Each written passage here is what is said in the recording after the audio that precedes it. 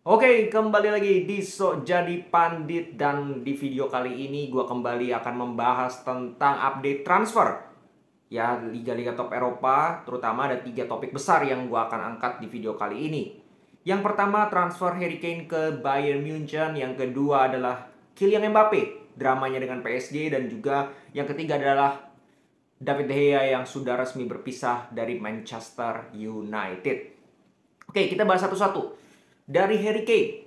Harry Kane, kita tahu bahwa Harry Kane ini bisa dikatakan one man club selama ini. Semenjak pindah dari Leicester di usia muda, dia pindah ke Spurs. Sudah sangat lama dia membela Spurs, tapi belum ada trofi yang mampu dia dapatkan bersama dengan Spurs. Umurnya itu 29 kalau nggak salah, itu sudah cukup senior. Tapi belum ada satupun trofi yang dia dapatkan bersama dengan Spurs. Sehingga gue juga bingung kenapa dia tidak mau pindah-pindah selama ini. Selalu ada perpanjangan kontrak, selalu ada perpanjangan kontrak. Karena dijanjikan mungkin ya uang pride, atau oh, lu jadi legend ini, atau dia home ground, dia lebih nyaman tinggal di London atau gimana, kita juga nggak ada yang tahu. Nah sekarang dia menjadi target utama dari seorang atau dari klub yang bernama Bayern Munchen, raksasa Eropa juga, dari Jerman. Kita tahu bahwa si Bayern Munchen ini baru saja memecat Oliver Kahn dan juga Salihamidzic tepat setelah mereka menjadi juara dari Bundesliga, karena performanya Bayern Munchen itu memang menurun, terutama setelah Oliver Kahn menjadi CEO. 2 tahun terakhir mereka di Liga Champions saja nggak masuk semifinal loh, nggak masuk semifinal ya. Di Liga kemarin mereka jadi juara karena Dortmund ya di pertandingan terakhir mereka gagal meraih kemenangan. Kalau mereka meraih kemenangan, maka Dortmund lah akan menjadi juara, bukan Bayern Munchen. Jadi cukup hoki juga nih ya. Nah, Bayern Munchen itu terakhir yang menawar Harry Kane, mengajukan tawaran 80 juta euro. Ya, angka yang sebenarnya masih di bawah harga patokan dari yang diinginkan oleh Levy selaku owner dari Tottenham Hotspur, yaitu 100 juta euro. Tapi yang namanya nego, kalau gue bilang harus seperti itu. Pertama ditawar 60, ditolak. Terus dinaikkan lagi 70, ditolak. 80, ditolak. Nanti juga akan ada di mana mereka akan temu titik tengah. Mungkin di antara 90 juta euro plus add-ons bla bla bla. Disitulah mereka akan deal, dan feeling gue ini akan deal, yaitu Harry Kane akan pindah ke Bayern Munchen. Ya, dan ini sangat penting untuk Bayern karena kita lihat ketika mereka kehilangan seorang Lewandowski musim kemarin, tidak ada pengganti. Mereka hanya mendatangkan Sadio Mane yang secara gol jelas, walaupun di Liverpool di masa-masa top performnya dia tetap berada di bawah produktivitas seorang Lewandowski. Dan kita tahu bahwa Sadio Mane ini bukan seorang real striker, berbeda dengan Lewandowski. Sehingga Harry Kane ini bisa dikatakan menjadi pemain yang sangat pas untuk melengkapi puzzle yang ada di Bayern Munchen sekarang. Dan dengan harga yang cukup mahal ini kan kita juga bingung kan, oh Bayern Munchen ternyata punya duit. Iya, mereka punya duit, definitely mereka punya duit. Mereka selalu perform kok, setiap tahun hampir selalu perform di Liga Champions, dan duitnya itu cukup banyak mereka dapatkan.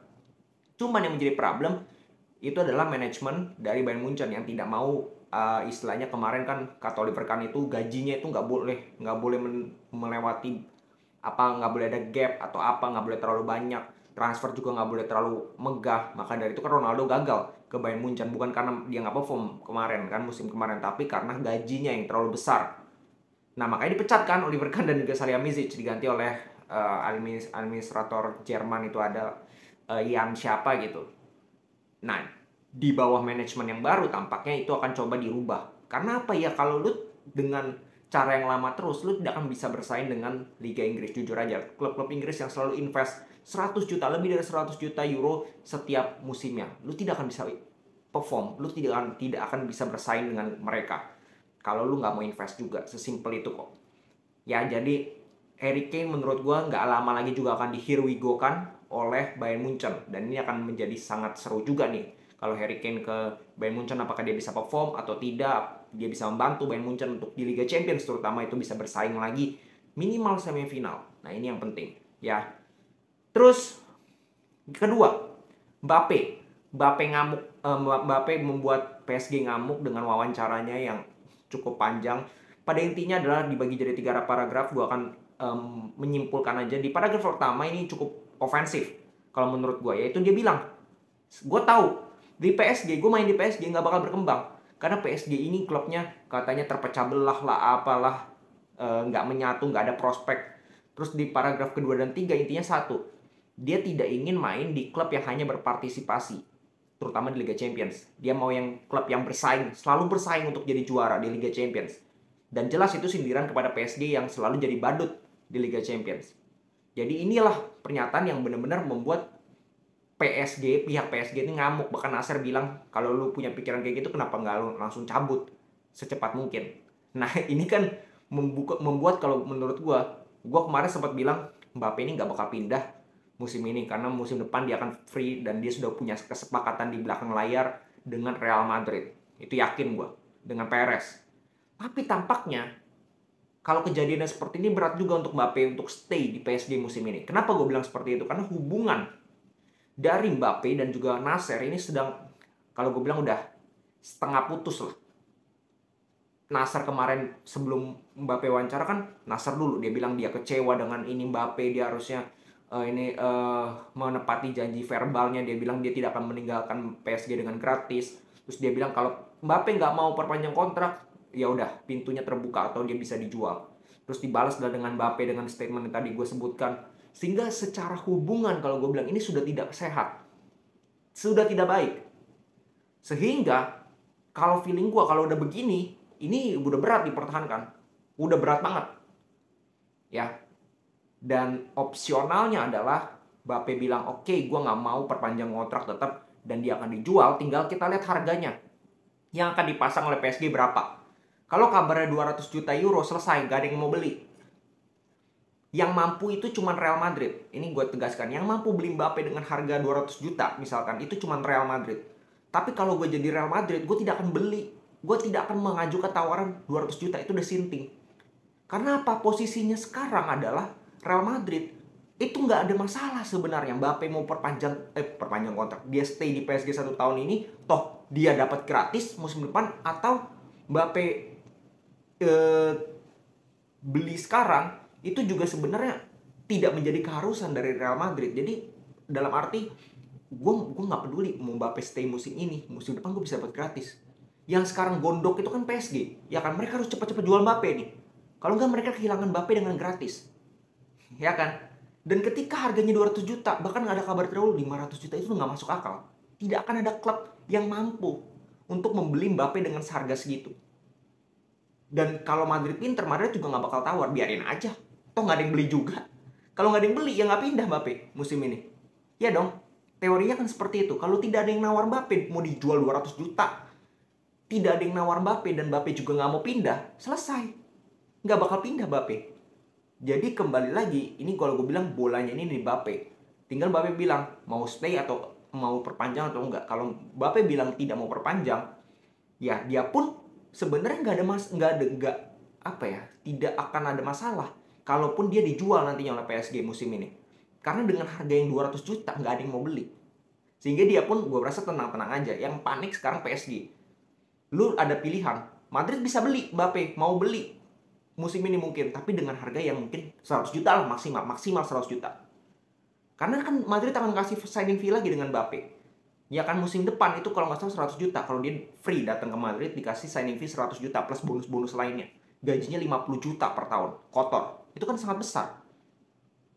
Jadi Madrid pun akan pintar, yakin gue Perez nggak bakal terpancing. Kalau 200 juta nggak bakal diladenin. Dan ujung-ujungnya ini Mbappe yang menang dalam kasus ini. PSG yang kalah. Ya, jadi kita lihat nanti ya berapa harga dari PSG yang akan dipatok kepada Kylian Mbappe. Kalau mahal banget ya pasti nggak ada yang mau. Ya. Terus yang terakhir kita akan membahas David De Gea yang setelah 12 tahun mengabdi untuk Manchester United menjadi penjaga gawang menurut gue salah satu yang terbaik saat ini. Dia memutuskan untuk pergi dari Manchester United secara free transfer. Karena apa? Perpanjangan kontraknya. Ya yang dia sudah setuju nih diturunin dengan nominal kalau nggak salah 250 kalau nggak salah ya. Itu ternyata di menit-menit terakhir Ten Hag bilang nggak mau segitu, diturunin lagi ke 100-an lebih. Dan dia tidak mau perpanjang kontrak ya dengan nominal seperti itu. Ya sangat wajar. Ya kalau gue jadi De Gea, gue tahu nih Onana akan datang. Yakin gue Onana akan datang dengan segala rumornya. Onana akan datang. Gue kemungkinan besar akan jadi cadangan. Pertama, gue tidak akan dapat jam bermain banyak. Kedua, gue gajinya kecil. Ya mending gue pindah. Kan sesimpel itu ya. Mumpung free transfer. Kalau kontrak, bahaya. Nggak ada klub yang mau beli. Karena kalau kita lihat klub sekarang, ya ini kita masuk ke clue nih. Ya, ini gue kasih kalian clue. Kemana De Gea akan berlabuh. Kalau kita lihat klub Eropa sekarang, siapa yang membutuhkan kiper sekelas De Gea? Hampir nggak ada. Dan kalaupun ada, siapa yang bisa bayar De Gea gajinya sebesar itu? Gak ada. Dan feeling gua De Gea akan ke Saudi Pro League. Entah ke Al Nassr, entah ke Al apa sih namanya, Al Hilal lah, Al Ittihad lah. Yang jelas klub yang butuh De Gea dan juga bisa bayar De Gea dengan gaji yang besar, ya di umur De Gea 32 tahun sebenarnya untuk kiper kan masih sangat produktif. Tapi dengan umur 32 tahun yang bisa bayar sebesar itu, siapa lagi kalau bukan klub Arab. Dan kemungkinan besar De Gea akan ke klub Arab, which is make sense banget. Ya, ini win-win solution juga untuk MU. MU nggak harus keluar biaya besar lagi per tahunnya untuk gajinya De Gea, kan dia gaji terbesar. Dia bisa alokasikan untuk transfer atau gaji beberapa pemain kan. De Gea bisa mendapatkan jam terbang dan juga mendapatkan gaji yang besar di Liga Arab. Jadi win-win solution.